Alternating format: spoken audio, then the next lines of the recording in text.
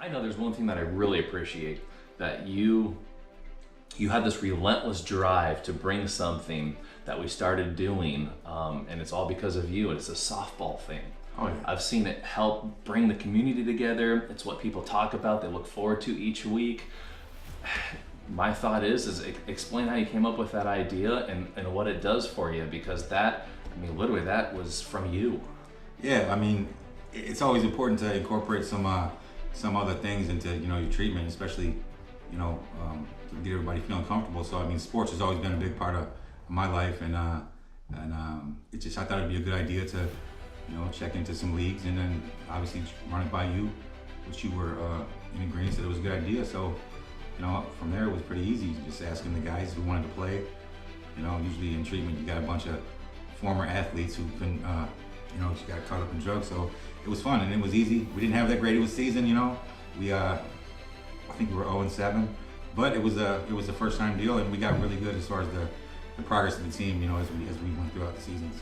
And the neat thing was the morning after and seeing just the smiles beaming on everybody of how everyone came together and participated, and how fun it was. Oh yeah, everybody had a lot of fun. You know, it was really a lot of fun. They looked forward to it. I look forward to it, and you know, we can definitely get in some more leagues and continue that. You guys should continue that for sure. Nice. Well, yeah, it's been going on for a while, which is really cool. Yeah. So you said you grew up playing sports. Oh yeah. What was your sport or sports? Baseball my whole life. Parents are always there. Grandpa down the third base line. I can smell a cigar still, and just, you know, baseball was life. You know. And okay. Baseball and basketball, you know, and they still are. You know, I got actually, you know, some of my guys from the co-ed softball team. They're coming down to my reservation on May 17th and 18th with me, and it's basically our Santa Rosa Days tournaments. About 10 or 12 different reservations bring teams down, and it's a pretty big deal. So we're looking forward to going down there and playing in that tournament. You know, some more sober fun, and it's important. It's vital to your recovery to be doing, you know, things that you can enjoy, and just getting back to doing them sober. Yeah. Now you said a reservation. Yeah. Explain on that. It's just, you know, my people out there on our Tachi, Yoka, Santa Rosa Rancheria. You know, it's we got good things going on out there, you know, and basically that's where I've been living since I came from Niagara Falls, New York. You know. Oh wow. Yeah. It's been a you know, it was a culture shock in the beginning, you know, but I can imagine. It's a good place, man. As far as trying to do some good things out there. Now that I'm sober, I want to, you know, give back to the community, you know, help out the youth in whatever way I can, and I feel like an obligation to, you know, just an obligation to do good things, you know, coming from, you know, where I've come from as far as with the addiction struggles for so long. So I'm looking forward to it, you know. That's awesome. So you're looking at taking some positivity back, it sounds like, and helping set something up for youth. That's where your heart is. Absolutely. I mean, I got a you know, a real passion for giving back whatever way I can, you know. And that's what made this experience here at Pack Shore so good is, you know, when you go into treatment, you got to feel comfortable. You know, plays a big part, and that's one of the things that separates Pack Shore from many of the 16 or 17 other rehabs I've been to. It's a real family-oriented type of place and vibe. You know, they individualize very well. You guys, you know, as far as the therapists, you know, the core groups and the counselors, they're really hands-on. You know, and I'm not just talking this nonsense for you guys. You know, I mean that from the bottom of my heart. It's been a difference maker for me this time. I've always felt like I've been close to turning the corner on the recovery. You know, I got my son waiting on me, and my family's been more than supportive, and they've been there my whole life in my corner. So it's just time. It's time, and I'm glad that I'm able to put it together thus far here with you guys, because I've enjoyed the experience here. That's and I would awesome. definitely recommend, you know, this place to anybody who's trying to get out, and I have. So I appreciate that, absolutely. man. That's really cool. So what led you to us? How did you find us? Actually, talking to one of my, well, you know, I'm always in a search for rehabs, you know, because I'm usually in my addiction, so I'm always just kind of surfing out different treatment centers to see which ones I might want to attend. So I just come across this one, and I didn't want to get too far away from my son, Carter. You know, it's only 4 hours away, so, you know, I feel, even though I'm not there, I feel closer to him, and it helps me.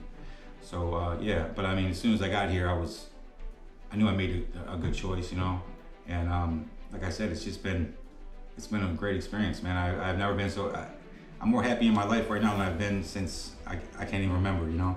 And there's never been a time here that I've ever had any, you know, difficult time communicating with staff or yourself. You know, I mean, you guys go above and beyond. You know, I mean, you really do. And I was gonna say, you don't have to church it up, dude. We've had some difficulty with communicating, but that's part of the process. Oh yeah, but it wasn't difficult because we you know, it wasn't difficult though because we had the conversation, and then you gave me the resistance, that little oh, you remember that? Yeah, that's awesome, man. That little skit or whatever, you know, you showed me what they were resisting, and that's basically the approach I've been taking. You know, I know I've humbled myself a lot since I've been here. You know, my mouth is usually something that can get me into some trouble, and you know, but if I take myself out of that equation, you know, and just kind of sit back and listen more than, you know, trying to talk, you know, and it can always be go better. There's always a better way to approach any situation, and there's always a better response you can have, you know. So that's the part that I love. Once I learn the tools, then I can apply those tools when I need them again and again and again. So what's different for you now? I didn't know you'd been to that many places. So what's different? What led to this other transition of you paying it back and taking things back and starting the softball thing, and just this mindset of how can I give? What can I do? Well, I mean, there's not a greater feeling in the world than helping people out. You know, I know that. That's why I want to work in this field, in whatever area I could. But I would like to work in the treatment field along with doing stuff back on my reservation to help with the youth. But you know, it's just what helped was just the staff and the core of people that you guys have. You know, I was able to immediately find you know, some comfort with my case manager Rick. You know, and then I got Brad as a therapist who, you know, and Jerry. I remember Jerry and me, we had a talk real early on because coming in, I deal with that meth-induced psychosis, you know, and I was stuck in it for some time, but he just, you know, sat me down and he reassured me that, you know, that nobody's out here to get you, you know, and nobody's, you know, and it's a safe place, and that's important, you know, because it's a scary place when you're using meth for so long, you know, you fall into that psychosis, but you need good people around you, and you guys have provided that for me. You know, you made me feel comfortable and safe, which is easy to let my guard down and just trust in the process, man.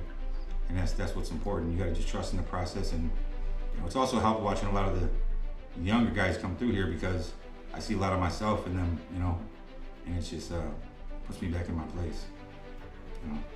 Yeah, and it's one thing to say, hey, trust me, I'm safe, but it's another to actually believe that and feel that and work to that point. And man, especially with everything you're coming in with, it sounds like you got to that place pretty quickly. Once again, I gotta just, you know, it's been this place, man. Like it's just been this place, you know, all the way down to, you know, all the staff members like Mindy, you know, and Rory and Bree and Rob, you know, and just all the way down the line, you guys have done a good job of keeping a good kind of family-oriented type of feel, and that's just it's made a world of difference for myself because, like I said, no matter where you're at, you gotta feel some love. You gotta feel that real support, you know, and that's something that has never been lacking, and it's just made it easy. It's made it a real fun and easy ride and journey, and I mean the work is just barely beginning, you know. I mean this is I say the easiest part of getting sober is being in a facility, but at the same time, you know, you gotta be doing work right here, you know. You can't just wait for big time. You know, like say life hits when you leave here. Well, you know, life has already hit, and so I try to do what I can since I've been here. Yeah, it's like they say that was that one dentist. They were saying, do I have to brush every single day? And he goes, no, just brush the teeth you want to keep. Right. That's all you got to worry about. Same thing with sobriety. It's like, man, do I need to work the program every day? Do I need to really be on my game psychologically every day? It's like, no, only the days you want to be sober. Right.